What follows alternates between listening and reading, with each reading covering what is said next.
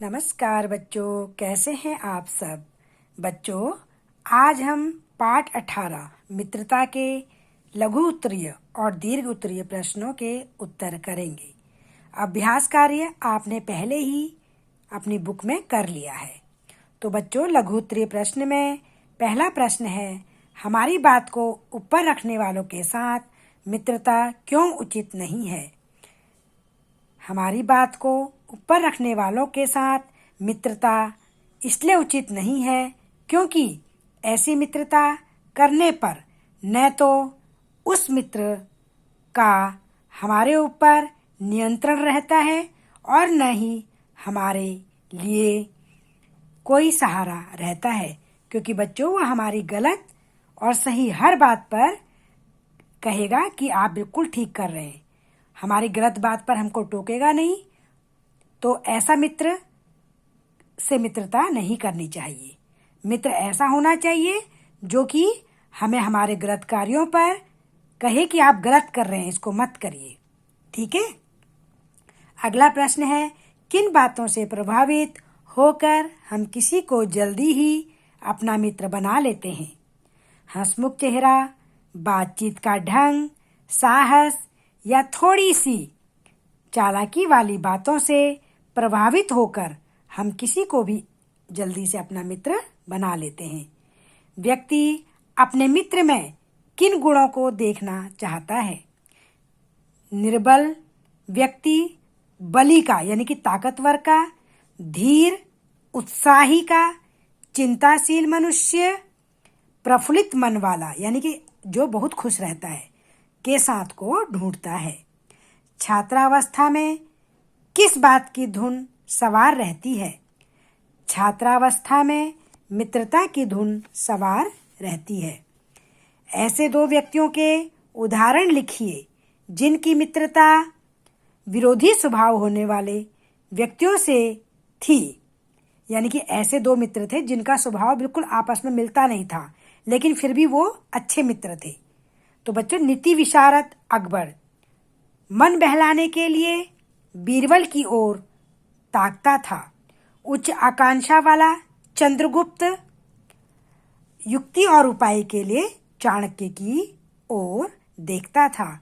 आपको पता है, अकबर राजा था और चंद्रगुप्त भी राजा था।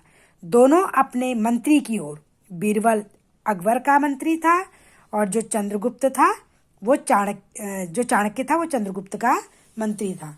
तो दोनों अपने मंत्रियों की ओर झांका करते थे। ठीक है, जबकि दोनों के स्वभाव बिल्कुल डिफरेंट थे। अगला है, बुरी संगति युवा पुरुष को किस दिशा की ओर ले जाती है। बुरी संगति युवा पुरुष को अवनति के गड्ढे की ओर गिराने के लिए ले जाती है। तो बच्चों, ये इसके प्रश्न उत्तर थे। अब है दीर्घ उत्तरीय प्रश्न। विश्वासपात मित्र से बड़ी भारी रक्षा किस प्रकार होती है। उन्नतशील और अच्छा जीवन निर्वाह करने में विश्वास पात्र मित्र हमारी सहायता करते हैं। ये जीवन की औषध और खजाना होते हैं। औषध मतलब दवाई। ये हमें दोषों और त्रुटियों से बचाते हैं, गलतियों से बचाते हैं और हम में सत्य, पवित्रता और मर्यादा के प्रेम को पुष्ट करते हैं। अगला प्रश्न है, सच्चा मित्र किसे कहते हैं। सच्चे मित्रों में एक दूसरे के लिए सच्ची सहानुभूति होती है। एक के हानि लाभ को जब दूसरा अपना ही हानि लाभ समझता है तभी वे सच्चे मित्र कहलाते हैं। ऐसे सच्चे मित्र एक दूसरे के सच्चे पथ प्रदर्शक होते हैं, यानी कि सच्ची राह दिखाने वाले होते हैं।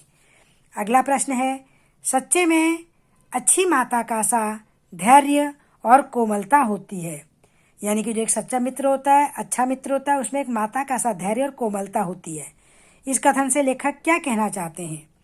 इस कथन से लेखक का यह अभिप्राय है कि जिस प्रकार माता अपने बच्चों के दोषों या त्रुटियों पर अपना धैर्य नहीं खोती, बल्कि बड़ी कोमलता व प्रेम पूर्वक उसे सही बात बताती है, उसी प्रकार सच्चा मित्र भी किसी भी परिस्थिति में अपना धीरज, नहीं खोता और अपने मित्र को उचित अनुचित के विषय में बताकर सही मार्गदर्शन करता है, यानी कि उसको सही रास्ता दिखाता है।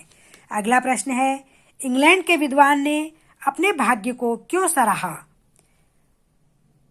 युवा अवस्था में राज दरबारियों में जगह न मिलने पर इंग्लैंड के विद्वान ने अपने भाग्य को इसलिए सराहा क्योंकि वह बुरे लोगों की संगति से बच गया और उसकी आध्यात्मिक उन्नति हुई।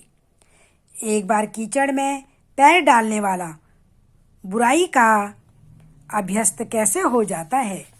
एक बार कीचड़ में पैर डालने वाला सोचता है कि अब तो पैर गंदा ही हो गया है, अब यह कहीं भी किसी भी जगह पड़े कुछ अंतर नहीं पड़ेगा।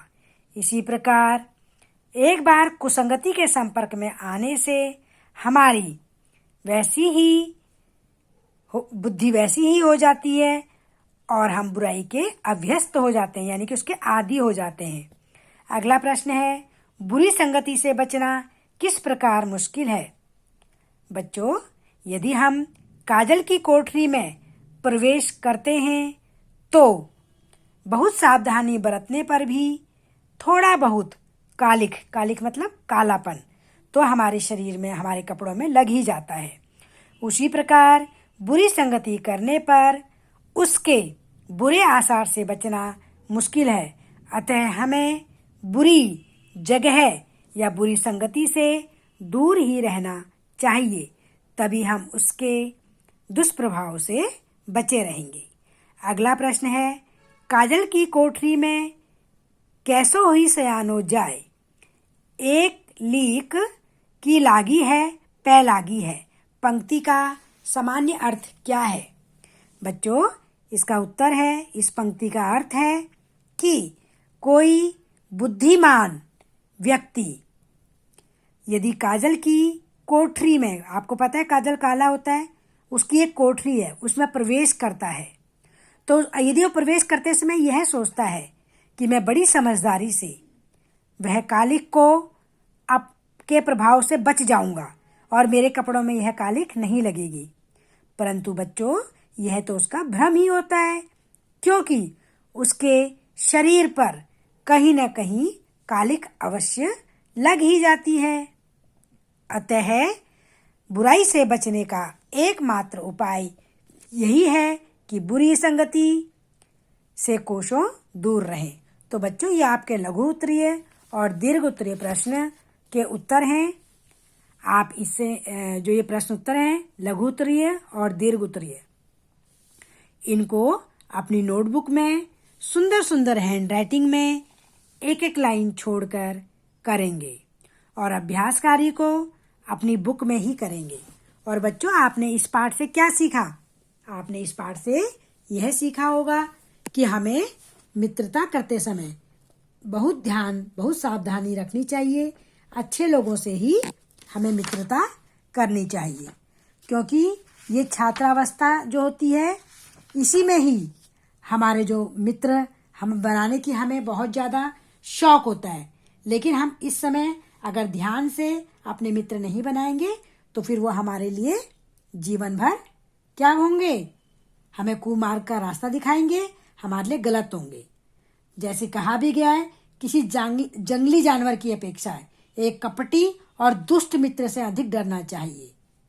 जानवर तो बस आपके शरीर को नुकसान पहुंचा सकता है, लेकिन एक जो बुरा मित्र है वो आपकी बुद्धि को नुकसान पहुंचाएगा। जैसे आपने भालू और मित्र की कहानी सुनी भी थी कि मित्र ने उसको, जो उसका दुष्ट मित्र था, उसने उसको समय पर ही, जब उसको जरूरत थी मित्र की, उसमें उसने उसको धोखा दे दिया था और भालू के सामने मरने के लिए छोड़ दिया था। तो ऐसे मित्रों से हमें मित्रता नहीं करनी चाहिए। अच्छे मित्र के चुनाव पर ही हमारे जीवन की सफलता निर्भर करती है। इसलिए जो ऊपरी दिखावा करते हैं, केवल मित्रता का दम भरते हैं, है ना, ऐसे लोगों से हमें मित्रता बिल्कुल भी नहीं करनी चाहिए। सोच समझ कर ही हमें अपने मित्र का चुनाव करना चाहिए, तभी हम उन्नति की ओर अग्रसर रहेंगे। तो बच्चों, आपको ये पाठ समझ आ गया होगा। अब आप इसके प्रश्न उत्तर करिए। धन्यवाद बच्चों।